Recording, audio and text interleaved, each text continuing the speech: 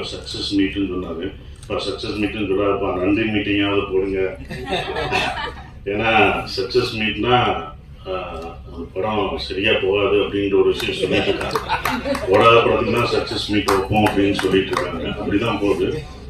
அது ஏன்னா ஒரு பயம், தோல்வினாலே எல்லாருக்கும் ஒரு பயம் இருக்கும். தோல்வியை ஒத்துக்க மாட்டாங்க. நம்ம ஒத்துக்கணும். தோல்வியை ஒத்துக்கிட்டாதான் அடுத்த படம் நம்ம ஜெயிக்க முடியும் ஃபர்ஸ்ட். ஸோ அது தாராளமாக ஒத்துக்கணும். அது தோல்வி அப்படின்ற ஒரு விஷயத்தை ஒத்துக்கிட்டாதான் வெற்றியை நம்ம ஏற்றுக்க முடியும். அதுதான் ஒன்று இருந்தது. ஸோ அப்போ நன்றின்னு மாற்றிட்டாங்கன்னு நினைக்கிறேன். அது ரொம்ப சந்தோஷமாக இருந்தது. ஒரு தோல்விக்கு ஒரு காரணம் தான் நம்ம சொல்லுவோம். ஒரு தோல்வி, இந்த படம் தோல்வி இருந்தால் இதுதான் காரணம் அப்படின்னு சொல்லிடுவோம். ஆனால் வெற்றிக்கு பல காரணங்கள் சொல்லுவோம்.